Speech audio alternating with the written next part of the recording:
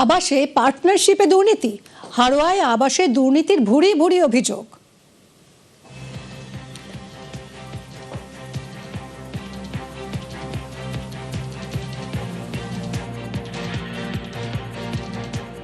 আমার অভিযোগ, আমার নামে একটা ঘর এসেছিল। আমি জানতে পেরে 2024 সালে আমি ঘর নেব না বলে আমি একটা দরখাস্ত বিডিও সাহেবকে দিয়েছিলাম, যথারীতি আমি একটা পাকা ঘর খেটে খুঁটে করেছি বলে। তার 6 মাস পরে জানতে পারি আমার নামে ঘরটা উঠে গিয়েছে। আমি বিডিও অফিসে গিয়েছিলাম, তাদেরকে জিজ্ঞাসা করলাম, আমার কাগজপত্র দেখলো, দেখে বললো হ্যাঁ তোমার নামে ঘর উঠে গিয়েছে, কিন্তু তুমি যে ব্যাংক অ্যাকাউন্টটা দিচ্ছ এই অ্যাকাউন্টে টাকা ঢুকেনি, অন্য অ্যাকাউন্টে টাকা ঢুকেছে। তারপরে আমি বলি এরকম হলো কেন, তাই বলে আমি আবার ওই একটা আরটিআই করি, অনেক কোনো প্রশ্ন ছুড়ি, তা সে আরটিআই এর উত্তর আজও পর্যন্ত আমি পাইনি। এর সঙ্গে জড়িত হচ্ছে মানে অফিসারেও জড়িত, বা যারা গ্রামের দায়িত্বে ছিলেন বা এখন আছেন তারাই জড়িত। সুপারভাইজার ও সরকারি আধিকারিকদের বিরুদ্ধে অভিযোগ, যোগ্যদের ঠকিয়ে আবাসের টাকা 50-50 ভাগ। সুপারভাইজারদের বিরুদ্ধে টাকা আত্মসাতের অভিযোগ। ঘরের ব্যাপারে আমার ঘর খুবই অবস্থা খারাপ। আমি ঘরের জন্য আমি সরকারের কাছে আবেদন করেছিলাম, পরে আমার মায়ের নামে ঘর এসেছিল, এবার আমার নামও ঘর এসেছিল। আমাদের সুপারভাইজার গ্রামের সুপারভাইজার আসের আলী, উনি দায়িত্বে থাকে, উনি সবকিছু যা কিছু করার উনি করে। আমার মায়ের ঘরটা দেবে বলেছিল, পরে আর আসের আলী আমার মায়ের ঘরটা দিইনি। পাশে একজন, আমার মায়ের নাম হালিমা বিবি, তার নামও হালিমা বিবি, তাকে পাইয়ে দিয়েছে। আর আমার মায়ের আইডি নাম্বারটা তার ব্যবহার করেছে। সরকারি খাতায় আপনি ঘর পেয়েছেন? হ্যাঁ, সরকারি খাতায় আমি ঘর পেয়েছি, আইডি নাম্বার বাস্তবে আমি পাইনি। শাস্তি হোক এটাও বলছি, আর প্লাস যাতে আমি পাই সে ব্যবস্থা থানাতে আমি বলি। আপনি হালিমা বিবি, আপনি সেই ঘর পেয়েছেন, ঘরের টাকা পেয়েছেন, এটা কি করে হলো? আমাদের হঠাৎ করে একদিন আসের ফোন করে বললো যেরকম আসেরটাকে সুপারভাইজার হালিমা বিবির নামে ঘর এসছে, এটাকে নেবে। আমার ছেলেরা সব বলছে যে ভাই লাও, তাহলে তুমি নেবে না অন্য কারো দিয়ে দেবে, তোমার নামে এসছে তুমি নিয়ে নাও। তারপর আবার ফোন করে বললো যে হ্যাঁ তাহলে দাও, তাহলে হাফ হাফ ভাগ দিতে হবে। কে বললো? ওই সুপারভাইজার। হাফ হাফ ভাগ মানে 60,000 দিতে হবে ওদের। আচ্ছা, তারপরে একবারও বলিনি যে অন্যের ঘর তোমাদের কেটে দিচ্ছি। আর কি সুপারভাইজার পরে কি জানতে পেরেছিলেন যে এই ঘরটা আপনার না? যখন এই ঝামেলা হয় তখন জানতে পেরেছি। কি জানতে পারলেন? যে অন্য লোকের ঘর কেটে আমাদের দিয়েছে। সরকারি আধিকারিকদের মদতে দুর্নীতির অভিযোগ, ভুয়ো আইডি ব্যবহার করে টাকা হাতানোর অভিযোগ। আমার ঘরটা খুবই খারাপ ছিল, এবারে আমি একটা সরকারি ঘর পাই, মানে সবই ফটো উঠেছে, ঘর দেখেছে, সর্বকিছু না পাওয়ার পরে এবারে গ্রামের সব, এবারে আমার আধার কার্ডের আইডি নম্বর যখন দেখলো, তখন দেখার পরে দেখা যাচ্ছে যে ঘরটা আমারই ছিল। সেই ঘরটা অন্য জায়গায় কাটমানি খেয়ে সেখানে দিয়ে দিয়েছে। সেটা দিয়েছে আসের আলী। আসির আলী হচ্ছে গিয়ে এখানকার হচ্ছে সুপারভাইজার ছিল, উনি মেন দায়িত্বই ছিল গ্রামে। আমি যাচ্ছি আমার ঘরটা ন্যায্য প্রাপ্য, আমি ন্যায্য ফেরত পাই, আর এর জন্য শাস্তি চাই। আমরা 2015 সালে আমি রিজাইন দিয়েছিলাম সুপারভাইজারে, বুঝলেন। তারপর থেকে আমি আর সেই বিষয়ে কোনো দায়িত্ব ছিলাম না, এটা কোনো বিষয়। অভিযোগটা সবটাই তো আপনার নামেই করছে। ও মিথ্যে অভিযোগ করছে, তাহলে ওরা তো আমাদের সেই আমরা কাজই নেই তো, সুপারভাইজার নেই তো আমি মিথ্যে অভিযোগ করি। ঘরের সম্বন্ধে আমরা নোডাল যারা, তারা কি কার ঘর কাকে কেটে দেবো, আমাদের তো কোনো এখতিয়ারই নেই, তো আমরা কোথায় দেবো? এইভাবে এগুলো সব ভুল মিথ্যে সব সাজিয়ে সাজিয়ে করছে সব ওরা। আবাস নিয়ে ভুরি ভুরি দুর্নীতি হয়েছে, সেটা কিন্তু একেবারে স্পষ্ট। তার কারণ হাড়োয়ার আটঘরা গ্রাম পঞ্চায়েত, এখানে দেখা যাচ্ছে যে কারোর আইডি, অর্থাৎ সরকারিভাবে যে কোনো ঘর বা সরকারি প্রকল্প পেতে গেলে তার একটি আইডি হয়, সেই আইডি রয়েছে, সেই বাড়ির ছবি রয়েছে, এবং সেই বাড়িতে এসে পঞ্চায়েতের আধিকারিকরা তারা কিন্তু এসে সেখান থেকে ছবি তুলেছেন, সেই আইডির সঙ্গে মিল রয়েছে, কিন্তু বাস্তবে দেখা যাচ্ছে সেই ব্যক্তি কোনো রকম ভাবে ঘর পাননি। অর্থাৎ সরকারি খাতায় কলমে তিনি কিন্তু ঘর পেয়েছেন, কিন্তু বাস্তবে তিনি ঘর পাননি। এই ধরনের একেবারে পলিথিনের তিরপল দিয়ে সেখানে বসবাস করছে, বর্ষা এলেই সমস্যা, ফলে আবেদন করেছিলেন। আবেদন করার পরেই সরকারিভাবে যে সমীক্ষা হয়, সেখানে কিন্তু দেখা গেছে যে এই ব্যক্তির ঘর দেওয়ার কথা, কিন্তু ঘরের জন্য সার্ভে হয়েছে, ঘর এসছে, কিন্তু বাস্তবে তারা কেউ ঘর পায়নি। অর্থাৎ এই ব্যক্তির নামে যে আইডি, সরকারি আইডি, প্রকল্পের আইডি, সেই আইডি ব্যবহার করা হয়েছে, আর সেই আইডি ব্যবহার করে অন্য কোনো ব্যক্তি, অর্থাৎ যার দুতলা বাড়ি, একতলা বাড়ি, পাকা বাড়ি, তারা পেয়েছে বাংলার বাড়ি। ফলে এখানেই প্রশ্ন, ফলে সবটাই দুর্নীতি হয়েছে শুধুমাত্র আবাস যোজনার বাড়ি নিয়ে। হাড়োয়া থেকে জিয়াউল আলম, নিউজ 18 বাংলা। নমস্কার, গুড মর্নিং, নিউজ 18 বাংলায় স্বাগত। এক ফোনে বাংলা নিয়ে মিমি রয়েছে আপনার সঙ্গে। গরিবদের ঘর দিতে আমরা ওরা নয়। পশ্চিমবঙ্গ আবাস প্রকল্পে দ্বিতীয় কিস্তির 10,20,00,000 টাকা অ্যাকাউন্টে, টাকা উপভোক্তাদের অ্যাকাউন্টে, দ্বিতীয় কিস্তির টাকা উপভোক্তাদের অ্যাকাউন্টে।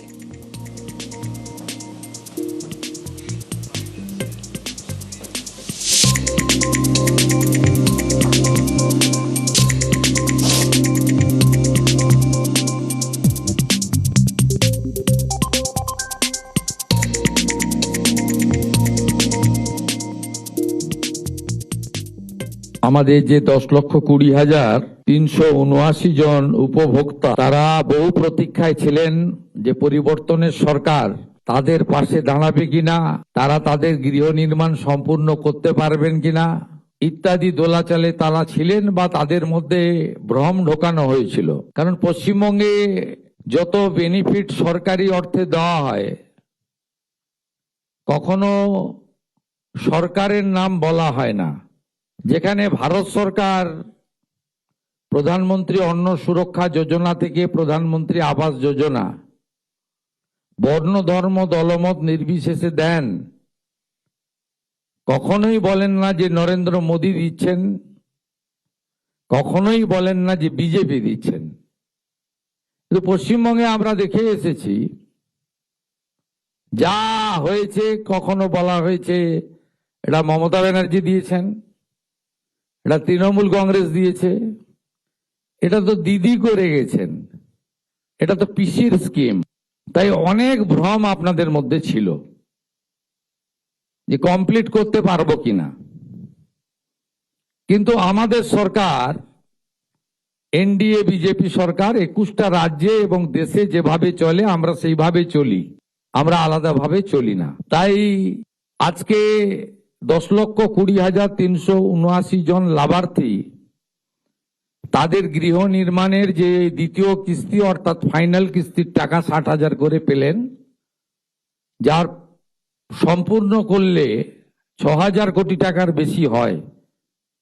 এটা প্রদানের মধ্য দিয়ে প্রমাণ হয়েছে যে নরেন্দ্র মোদীজির যে সংকল্প বিকাশ, উন্নয়ন এবং বিকশিত ভারত তখনই সম্পন্ন হবে যখন বিকশিত পশ্চিমবঙ্গ হবে। সেটা আমরা একটা ধাপ এগিয়ে গেলাম। বাংলার বাড়ি এখন থেকে পশ্চিমবঙ্গ আবাস।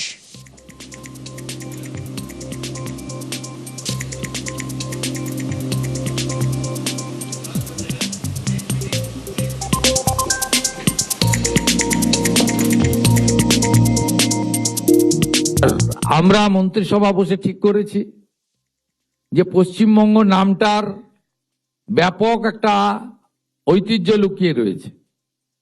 কারণ বিভীষিকাময় দেশভাগ যেদিন হয়েছিল 1947-এ, সেদিন আমাদেরকে পাকিস্তানে নিয়ে যাওয়া চক্রান্ত হয়েছিল, পূর্ব পাকিস্তানে।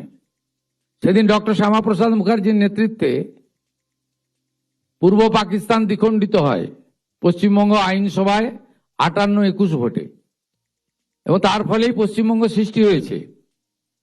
তাই আমরা যে বিচারধারায় সরকার চালাই, এবং এটা কঠিন বাস্তব যে পশ্চিমবঙ্গ নাম, আমরা পশ্চিম নামটা কোনোদিন মুছে দিতে পারি না। পশ্চিম নামটা তৈরি করার মধ্য দিয়ে অনেক ইতিহাস লুকিয়ে রয়েছে, যা বর্তমান প্রজন্ম, আগামী প্রজন্ম জানা দরকার। তাই আমরা বাংলার বাড়ির নাম পরিবর্তন করে মন্ত্রিসভা সিদ্ধান্ত নিয়েছি এটি পশ্চিমবঙ্গ আবাস নামে পরিচিত হবে। পশ্চিমবঙ্গের নাম আমরা কখনো বলতে দিতে পারি না, এটা আমাদের কর্তব্যের মধ্যে পড়ে। সামাজিক প্রকল্পে রং না দেখেই কাজ। কেন্দ্রীয় পঞ্চায়েত ও গ্রাম উন্নয়ন মন্ত্রী এসেছিলেন, তিনি আমাদেরকে 1 লক্ষ নতুন বাড়ির অনুমোদন দিয়ে গেছেন। 1 লক্ষ নয়, আমরা যত লক্ষ চাইবো ততই পাবো। আমাদের সার্ভের শেষ দিন ছিল 20 জুলাই, মাননীয় মন্ত্রী দিলীপ ঘোষ মহোদয় অনুরোধ করার পরে শিবরাজ সিং চৌহানজি এটা বাড়িয়ে 15ই আগস্ট পর্যন্ত টাইম দিয়েছেন। ভেরিফিকেশন লিস্টের কাজ চলছে। এখনো যারা আবাস যোজনায় অন্তর্ভুক্ত হননি নাম তুলুন। আমরা দল দেখব না, সম্প্রদায় দেখব না, ধর্ম দেখব না, আমরা শুধুমাত্র গাইডলাইন দেখব এবং প্রকৃত প্রাপক কিনা দেখব এবং বিগত দিনে আপনার নামে টাকা উঠেছে সেই টাকা নয়ছয় হয়েছে কিনা দেখব। এই কয়েকটা ক্রাইটেরিয়া দেখার পরে উনি কথা দিয়ে গেছেন 20 লাখ, 25 লাখ, 30 লাখ, 40 লাখ যত বাড়ি লাগবে ভারত সরকার আমাদেরকে অর্থ সাহায্য করবে। স্টেট শেয়ারটা দেওয়ার জন্য আমরা প্রস্তুত রয়েছি। তাই পুজোর পরে পরেই, দুর্গোৎসবের পরে পরেই দেখবেন যে আরো কয়েক লক্ষ বাড়ির প্রথম কিস্তির টাকা আমরা আরো বড় কর্মসূচির মধ্য দিয়ে করব। 2022 কেন্দ্রীয় টাকা নিয়ে বিপুল দুর্নীতিতে বন্ধ হয় বরাদ্দ। টাকা পেয়েও বিগত সরকার বঞ্চনা নিয়ে সরব। তৃণমূল সরকারকে নিশানা মুখ্যমন্ত্রীর।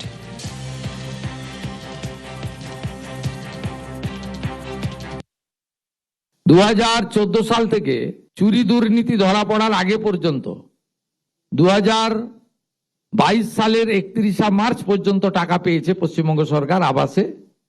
এই অ্যামাউন্ট হলো 30,000 কোটি টাকা। কত বাড়ির জন্য টাকা দিয়েছে ভারত সরকার? 40 লক্ষ ইউনিটের জন্য টাকা দিয়েছে। না, আমরা চোখে দেখতে পাই না। বহু জায়গায় আবাসের নামে দুর্নীতি হয়েছে, চুরি হয়েছে, লুট হয়েছে। কিন্তু প্রধানমন্ত্রী 30,000 কোটি টাকা আবাসে দিয়েছেন, যদিও তাকে শুনতে হয়েছে বিগত সরকারের মুখ থেকে যে আমাদের বঞ্চিত করে রাখা হয়েছে, আবাস দেওয়া হয় না, ইত্যাদি ইত্যাদি, 100 দিনের কাজ দেওয়া হয় না। কাল মুখ্যমন্ত্রী শুভেন্দু অধিকারী বড় ঘোষণা করেছেন। 17 আগস্ট থেকে যোগ্য উপভোক্তাদের ব্যাংক অ্যাকাউন্টে অন্নপূর্ণা যোজনার 3,000 টাকা ঢুকতে শুরু করবে। ভেরিফিকেশনের কাজ প্রায় শেষের পথে। প্রত্যেক মাসের দ্বিতীয় সপ্তাহে অ্যাকাউন্টে ঢুকবে অন্নপূর্ণা যোজনার টাকা। জুন মাস থেকে 31 জুলাই পর্যন্ত ফর্মে অনলাইন অফলাইনে আবেদন নেওয়া হয়েছে। অফলাইনে যাদের আবেদন নেওয়া হয়েছে তাদেরকে পোর্টালে আপলোড করার কাজ হচ্ছে। তারপরেও আমরা আবেদন নিয়েছি 31 জুলাই পর্যন্ত। 2,16,00,000 মোট আবেদন করেছেন। এই আবেদনকারীদের ভেরিফিকেশন প্রায় শেষ পর্যায়ে এসে গেছে। 10ই জুলাই পর্যন্ত যারা আবেদন করেছেন তাদের ভেরিফিকেশন কমপ্লিট করা যাবে। কিন্তু আমরা এই মাসের 17ই আগস্ট থেকে 3,000 টাকা করে ভেরিফাইড লোকেদেরকে, মহিলাদেরকে অ্যাকাউন্টে পাঠাবো। এবং কারা কারা বিবেচিত হবেন সম্পূর্ণ ক্রাইটেরিয়া 10 তারিখ সোমবার বলে দেবো। বিজেপি সরকার যতদিন থাকবে প্রত্যেক মাসে দ্বিতীয় সপ্তাহে টাকা ট্রান্সফার হয়ে যাবে। টাকার অভাবে ধুঁকছিল, বন্ধই হয়ে যাচ্ছিল এক্সাইড মোড়ের পুতুলের ঘর। নেহেরু চিলড্রেন্স মিউজিয়াম কর্তৃপক্ষের দাবি মিউজিয়ামের দায়িত্ব নিচ্ছে রাজ্য সরকার। মিলবে সব রকম সহায়তা, খোলাই থাকবে পুতুলের ঘর।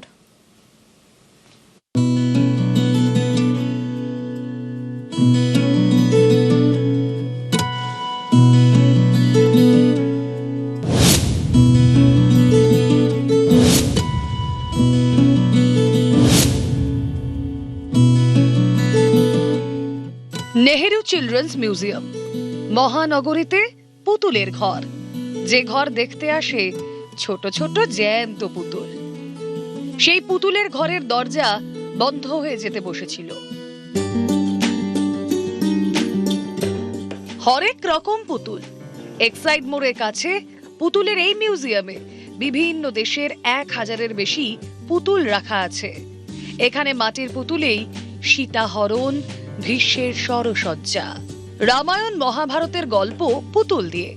আর আছে 300-রও বেশি বিভিন্ন রকমের গণেশের মূর্তি। আছে আরেক রকম পুতুলের দল। ছোট ছোট পুতুলরা আসে নাচ গানের তালিম নিতে। এখানে শিশুদের নাচ, আঁকা আরো অনেক কিছু শেখানো হয়।